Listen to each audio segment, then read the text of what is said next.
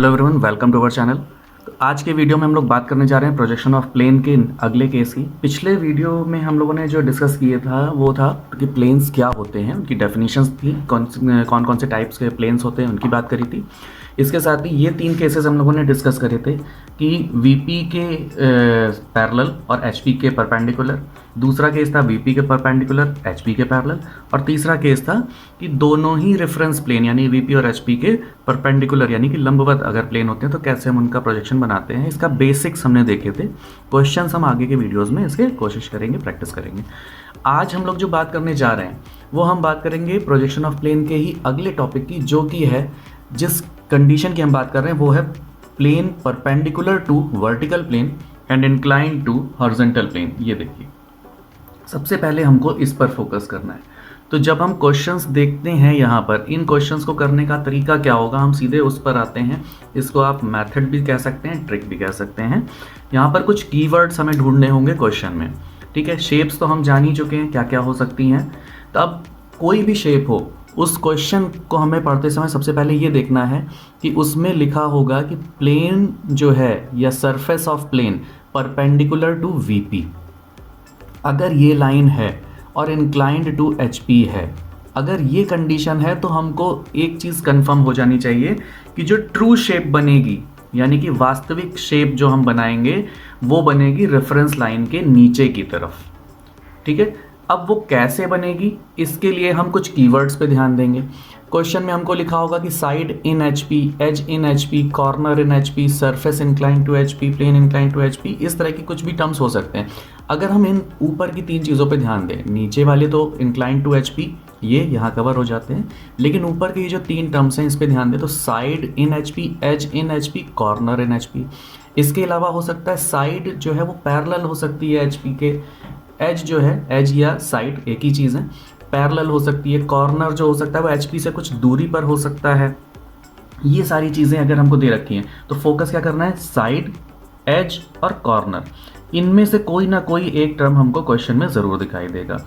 अब अगर साइड या एज दिख रहा है तो हम रेफरेंस लाइन के नीचे की तरफ ट्रू शेप इस तरह से बनाएंगे। देखिए, अगर स्क्वायर है तो ये शेप बनेगी, पेंटागन है तो ये शेप बनेगी, हेक्सागन है तो ये शेप बनेगी। इसमें कॉमन क्या है, तो अगर क्वेश्चन में हमको साइड और एज लिखा दिख रहा है, साथ ही साथ incline to HP perpendicular to VP यानी कि वर्टिकल प्लेन के लंबवत, ऊर्ध्वाधर के लंबवत, और हॉरिजॉन्टल प्लेन के झुका हुआ, और साथ में एज या साइड की बात की गई है, उसकी पोजीशन बताई गई है, तो रेफरेंस लाइन से परपेंडिकुलर हम एक साइड को रखेंगे जो साइड गिवन होगी।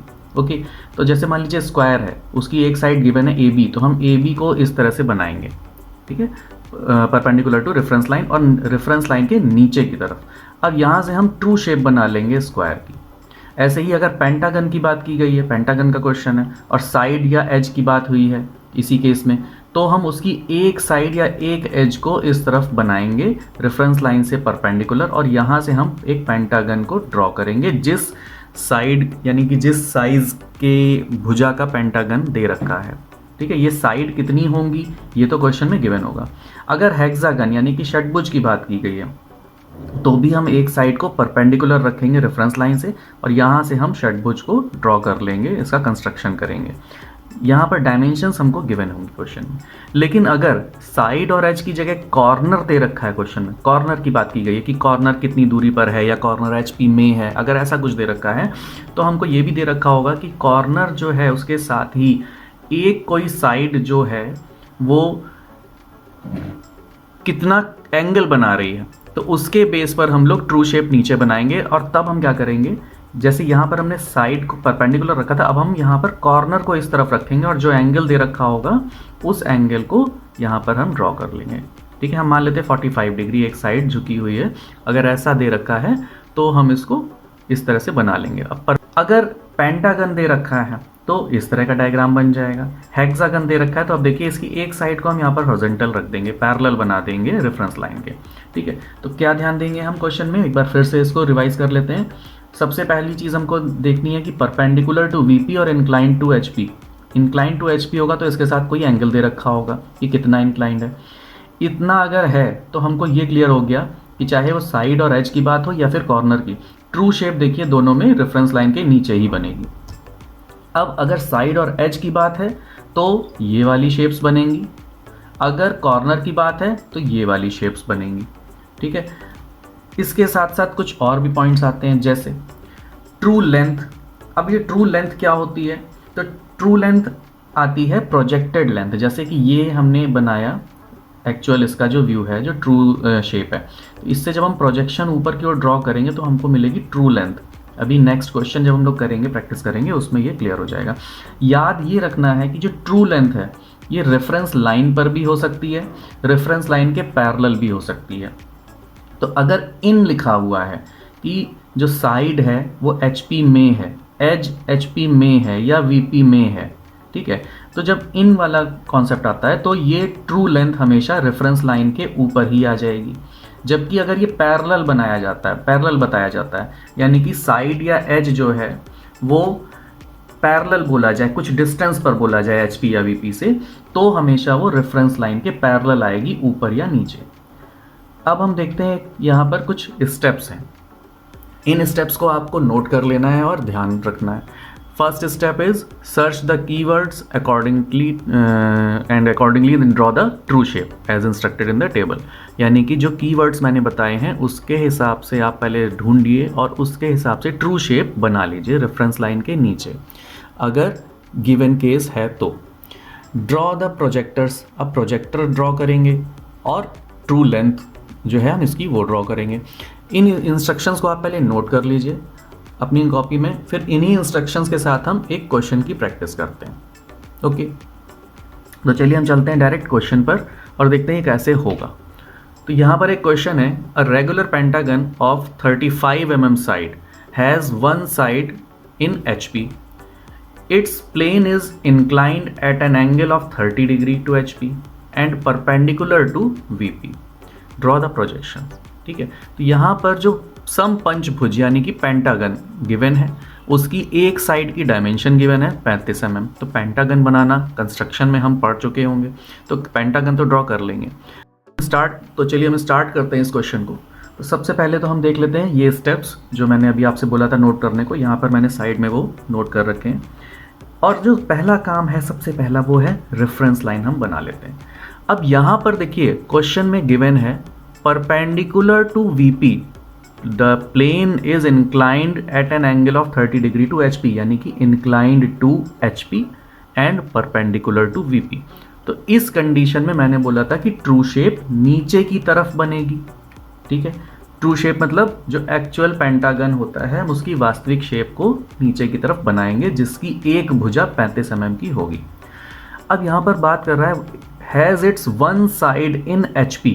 तो टेबल जो मैंने बताई थी, उस टेबल में अगर आप ध्यान दें तो उस टेबल में था कि अगर साइड या एज की बात होती है तो पेंटागन की एक साइड को हम परपेंडिकुलर रखेंगे रेफरेंस लाइन से और उसको नीचे की तरफ ऐसे ड्रॉ कर लेंगे। देखिए, तो ये ड्रॉ किया हमने पेंटागन। देखिए इसकी ये जो साइड है इसकी बात क्वेश्चन में की गई है कि ये जो एक साइड है ये HP में है, इसको हमने नीचे ऐसे रखा और इस तरफ ये पेंटागन ड्रॉ कर लिया। याद ये रखिएगा एग्जाम में आप जब इसको बनाएंगे तो आपको प्रॉपर कंस्ट्रक्शन करना है ज्योमेट्रिकली, ठीक है, ज्यामितीय संरचना यहाँ पर करनी होगी। अब इसके बाद अगला जो स्टेप था, देखिए ये नंबर 1 हमने कर लिया। नंबर 2 है draw the projectors and find the true length of the plane. अब क्वेश्चन में ध्यान दें तो वन साइड इन HP, जब इन लिखा होता था तो मैंने बोला था इस केस में जो ट्रू लेंथ है वो रेफरेंस लाइन पर आती है। अब ट्रू लेंथ मिलती कैसे है, तो देखिए सेकंड पॉइंट जो स्टेप्स का है वो लिखा है ड्रॉ द प्रोजेक्टर्स। तो प्रोजेक्टर्स हम ड्रॉ कर लेते हैं, ये देखिए पॉइंट्स हो गए, ठीक है। अब ये की पॉइंट्स हमको जो मिले थे, ठीक है, प्रोजेक्टर लाइन हम ड्रॉ कर रहे हैं। देखिए AB से, A और B पॉइंट से प्रोजेक्टर लाइन ये कॉमन गई, ये वाली, ठीक है। फिर C पॉइंट से जो जा रही है ये E से भी आ जाएगी क्योंकि ये पैरेलल है, ठीक है। तो अब इसके बाद जो नेक्स्ट है वो आई D पॉइंट से, ये हो गई प्रोजेक्टर लाइंस, ठीक।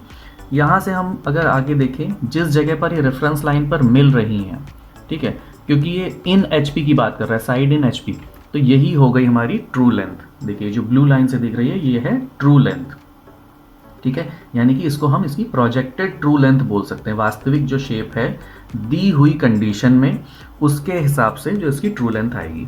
अब यहाँ पर हम इसको नाम दे देते हैं, ये ट्रू लेंथ जो है, क्योंकि ये ट्रू लेंथ हमें कब दिखेगी, जब हम फ्रंट से देखेंगे, ठीक है। तो अब जब फ्रंट व्यू इसका कुछ इस तरह का आएगा। ऐसा हम क्यों कह रहे हैं, देखिए इसको भी समझ लेते हैं। तो देखिए क्यों यहाँ पर हम ट्रू शेप नीचे बनाते हैं और ट्रू लेंथ वहाँ पर मिल रही है, इसको भी हम एक बार समझ लेते हैं। तो यहाँ पर अगर हम एक पेंटागन कंसीडर करते हैं, ओके, ये एक पेंटागन है। इस पेंटागन की साइड्स आपको दिख रही होंगी, देखिए अब क्लियर होगा। यहाँ पर जो साइड्स हैं ये देखिए A B C D E, ये साइड्स हैं। अगर हम मान लेते हैं कि ए बी जो साइड है ये पेंटागन पर ऐसे रखी हुई है, अब क्योंकि ये परपेंडिकुलर टू वीपी है, देखिए तो वीपी ये वाला प्लेन था, वीपी ये था एचपी, तो वीपी के लंबवत तो ये हो गया, ओके। ऐसे भी हो सकता है वीपी के परपेंडिकुलर, ऐसे भी हो सकता है, लेकिन एचपी से इंक्लाइंड है तो हम इसको ऐसे मान लेते हैं, ओके। तो देखिए ये कंडीशन है। अब अगर हम इसका फ्रंट व्यू देखें तो फ्रंट व्यू कुछ ऐसे दिख रहा है, अभी हम इसको ड्रॉ नहीं कर सकते। तो इसका तरीका क्या होता है, हम इनिशियली इसका टॉप व्यू बनाएंगे, क्योंकि ये जिस तल से झुका हुआ है उसकी देखिए एक भुजा ए बी एच पी पर रखी हुई है। हम मान लेंगे पहले कि ये एच पी पर ऐसे रखा हुआ है।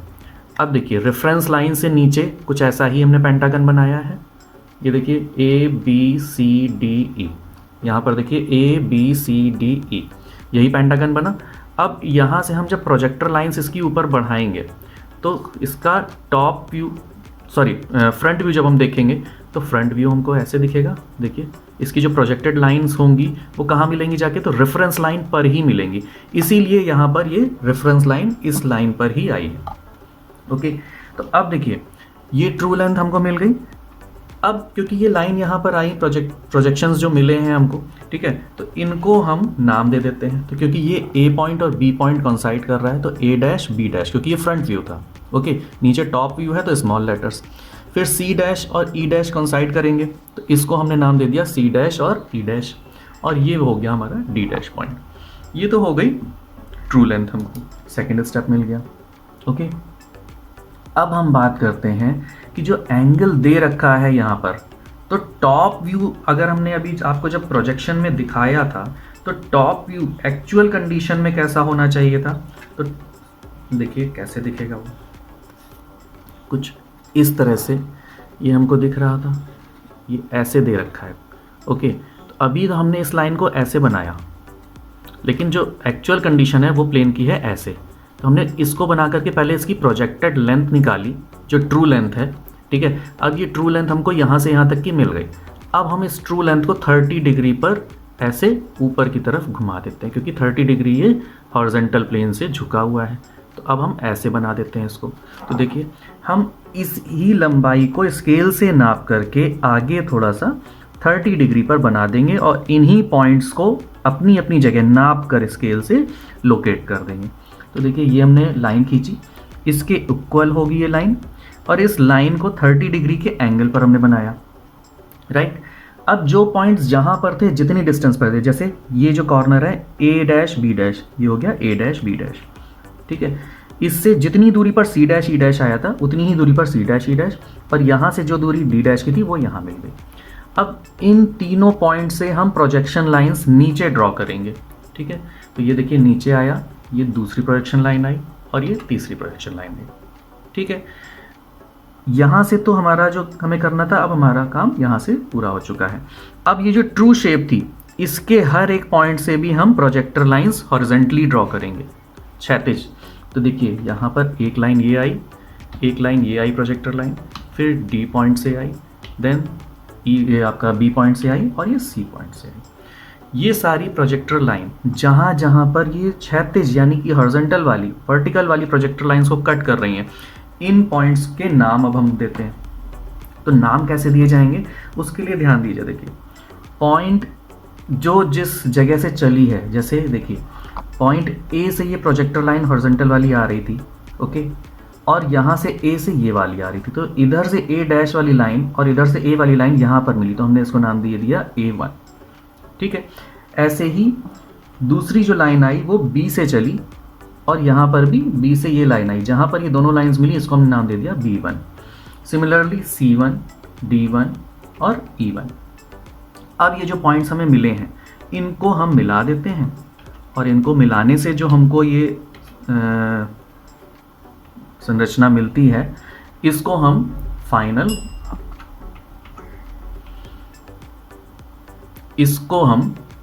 फाइनल प्रोजेक्शन मान के चलते हैं। यानी कि ये हो जाएगा अब फ्रंट व्यू और ये हो जाएगा टॉप व्यू।